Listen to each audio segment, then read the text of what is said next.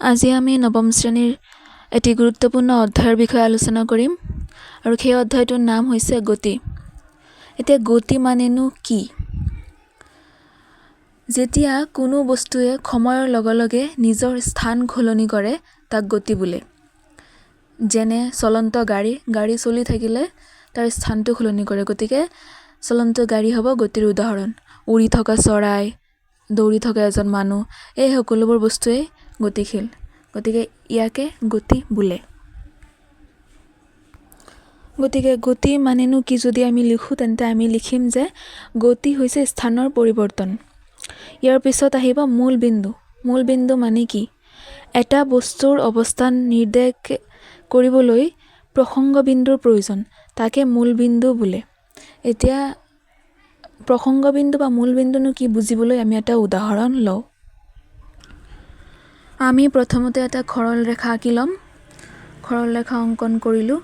প্ৰথম বিন্দুটো হ'ব 0, তাৰপিছৰটো দিলোঁ 5, তাৰপিছৰটো 10, তাৰপিছৰটো 15, তাৰপিছৰটো দিলোঁ 20। এতিয়া 0টোক নাম দিলোঁ O বিন্দু। তো ধৰা হ'ল যে গাড়ীটোৱে 0ৰ পৰা মানে O বিন্দুৰ পৰা A বিন্দুলৈ যাত্ৰা কৰিছে। 20 বিন্দুটোৰ নাম দিলোঁ A। তাৰপিছত আকৌ Aৰ পৰা গাড়ীটোৱে B বিন্দুলৈকে আহিছে। গতিকে আমাৰ ইয়াত 3টা বিন্দু আছে, O, A আৰু B। কিন্তু আমাৰ মূল বিন্দু হ'ব য'ৰ পৰা আমি আৰম্ভ কৰিছিলোঁ, মানে আমাৰ প্ৰসংগ বিন্দু, মানে O বিন্দু। গতিকে O বিন্দুটোৱে হ'ব মূল বিন্দু। এতিয়া আমি আগৰ ক্লাছত পঢ়ি আহিছোঁ যে গতি বিভিন্ন প্ৰকাৰৰ আছে, যেনে সৰল ৰৈখিক গতি, বৃত্তীয় গতি, পৰ্যাবৃত্ত গতি, দোলন গতি আৰু তৰংগ গতি। এইবোৰ আমি আগৰ ক্লাছত আলোচনা কৰিছোঁ। কিন্তু আমি এতিয়া পঢ়িম প্ৰথমে সৰল ৰৈখিক গতি। যেতিয়া গাড়ী এখনে মানে চিধা, মানে একদম যেতিয়া গতিটো একদম চিধা হয়, মানে সৰল ৰেখাৰে হয়, তেতিয়া তাক সৰল ৰৈখিক গতি বোলে। গতিকে আমি এনেদৰে লিখিম যে সৰল ৰেখাৰ দ্বাৰা হোৱা গতিক সৰল ৰৈখিক গতি বোলে। এতিয়া আহিল ক্ষৰণ। ক্ষৰণ মানেনো কি? ক্ষৰণ হৈছে দুটা বিন্দুৰ মাজৰ ন্যূনতম দূৰত্ব। ক্ষৰণ দুটা বিন্দুৰ মাজৰ ন্যূনতম দূৰত্বক ক্ষৰণ বোলে। ইয়াক বুজিবলৈ আমি এটা উদাহৰণ লওঁ। প্ৰথমতে আমি এটা সৰল ৰেখা অংকন কৰিছোঁ। প্ৰথম বিন্দুটোৰ নাম দিলোঁ 0, A বিন্দু। তাৰপিছত 10, 20, 30, 40, 50, 30। গাড়ীটোৱে A বিন্দুৰ পৰা মানে 0ৰ পৰা 30 কিলোমিটাৰ গৈছে, গতিকে B বিন্দু হ'ব 30 কিলোমিটাৰ গৈছে। আকৌ 30ৰ পৰা মানে আকৌ 30 কিলোমিটাৰলৈ উভতি আকৌ ৰিটাৰ্ণ আহিছে 30 কিলোমিটাৰত। এই 30 বিন্দুটোৰ নাম দিলোঁ C বিন্দু। গতিকে মুঠ দূৰত্ব অতিক্ৰম কৰিছে 60 + 30 মানে 90 কিলোমিটাৰ।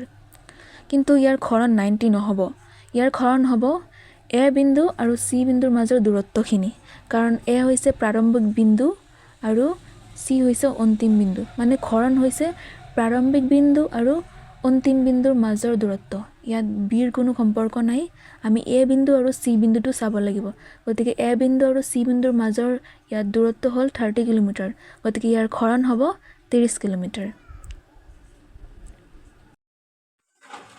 এতিয়া আমি 100 পেজত থকা প্ৰশ্নাৱলীসমূহ আলোচনা কৰিম।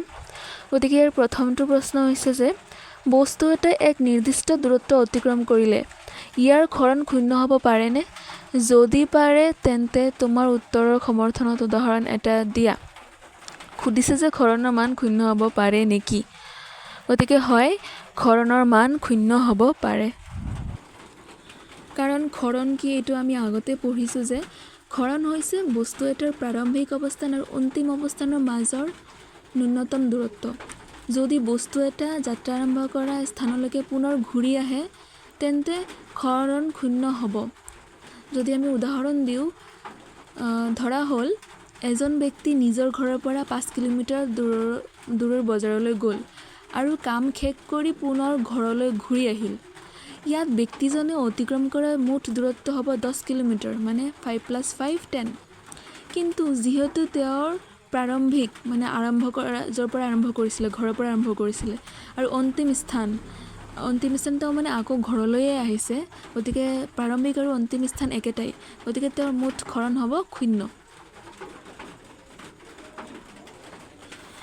দ্বিতীয় প্ৰশ্নটোত কৈছে যে খেতিয়ক এজনে 10 মিটাৰ বাহুৰ বৰ্গাকৃতি পথাৰ এখনৰ সীমাৰে 40 ছেকেণ্ডত ভ্ৰমণ সম্পূৰ্ণ কৰে। 2 মিনিট 20 ছেকেণ্ড সময় অতিবাহিত হোৱাৰ পিছত প্ৰাৰম্ভিক অৱস্থানৰ পৰা তেওঁৰ ক্ষৰণৰ মান কিমান হ'ব? গতিকে এইটোৰ প্ৰশ্নৰ আমাৰ উত্তৰ উলিয়াব লাগে। ব'লা প্ৰশ্নটোৰ উত্তৰ কৰোঁ। প্ৰথমতে আমি দিয়া আছে এইখিনি লিখি ল'ম।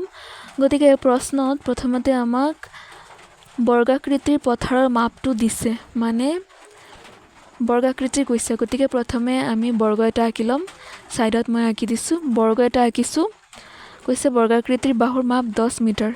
লিখি ল'লোঁ যে বৰ্গাকৃতিৰ বাহুৰ মাপ 10 মিটাৰ, এটা বাহুৰ মাপ হ'ব 10 মিটাৰ। গতিকে বৰ্গৰ 4টা বাহুত 10, 10, 10, 10। গতিকে এতিয়া আমি 10 মিটাৰ বুলি দিলোঁ। এতিয়া আমাৰ পৰিসীমা ওলাব লাগে। গতিকে পৰিসীমাটো আমি আগতে ওলাইছোঁই, গতিকে 4টা বাহুৰ মাপ আমি ওলাব লাগে। 4 × 10 মিটাৰ, আমাৰ মুঠ হ'ব 40 মিটাৰ। এতিয়া আমি লিখি ল'ম যে এপাক সম্পূৰ্ণ কৰোঁতে সময় লাগে 40 ছেকেণ্ড, যিটো প্ৰশ্নত দিয়া আছে। তাৰপিছত আকৌ কৈছিলে যে মানে 2 মিনিট 20 ছেকেণ্ড সময় অতিবাহিত হোৱাৰ পিছত প্ৰাৰম্ভিক অৱস্থানৰ পৰা তাৰ ক্ষৰণৰ মান ওলাব লাগে। গতিকে মুঠ সময় দিছে 2 মিনিট 20 ছেকেণ্ড। গতিকে মুঠ সময় লিখি ল'লোঁ 2 মিনিট 20 ছেকেণ্ড। এই গোটেইটো আমি ছেকেণ্ডত নিব লাগে। 2 মিনিট মানে কিমান ছেকেণ্ড? আমি জানো যে 30 ছেকেণ্ডত 1 মিনিট। গতিকে ইয়াত 2 মিনিট কৈছে, 2 পূৰণ 60 দিলোঁ আমি আৰু প্লাছ 20 কৰি দিলোঁ। গতিকে এফালে হ'ব 120 প্লাছ 20, মানে মুঠ সময় হ'ব 140 ছেকেণ্ড। এতিয়া আমাৰ লিখিব লাগিব যে এতেকে 140 ছেকেণ্ডত পথৰৰ চাৰিওফালে পাক মাৰিব। 140 ছেকেণ্ড মুঠ সময়, আৰু যিহেতু এপাক সম্পূৰ্ণ কৰোঁতে 40 ছেকেণ্ড সময় লাগে, গতিকে 140 মানে 140/40 আমি লিখি ল'ম। এইটো ডিভাইড কৰিব লাগিব, তাৰপিছত এনচাৰ ওলাব, কাটিলে 3.5। মানে 40ত আৰু 140ৰ 0, 0 কটা গ'ল, তাৰপিছত 14 থাকিব, 4 × 3 = 12 হ'ব, তাৰপিছত 2 থাকিব, পইণ্ট এটা লগাই দিলোঁ, তাৰপিছত 20 হ'ব, ইফালে 4 × 5 = 20। এতিয়া আমি লিখিব লাগিব যে মানুহজনে 2 মিনিট 40 ছেকেণ্ডৰ পিছত চি বিন্দুত উপনীত হ'ব। গতিকে এতিয়া চি বিন্দুত যিহেতু ওপৰৰ চিত্ৰটোত চোৱা যে ABC, মানে 2 মিনিট 40 ছেকেণ্ড পিছত 2 মিনিট 20 ছেকেণ্ড পিছত তেওঁ চি বিন্দুত উপস্থিত হ'ব। গতিকে এইটো এটা সমকোণী ত্ৰিভুজৰ দৰে হ'ল, আৰু এতিয়া আমি তাত পাইথাগোৰাছৰ সূত্ৰটো ব্যৱহাৰ কৰিব লাগিব।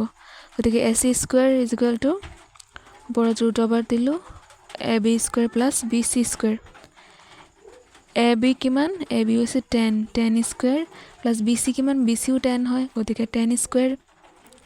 আৰু ইফালে হ'ব √/ 10 10 × 100 10 10 × 100, টোটেল √/200।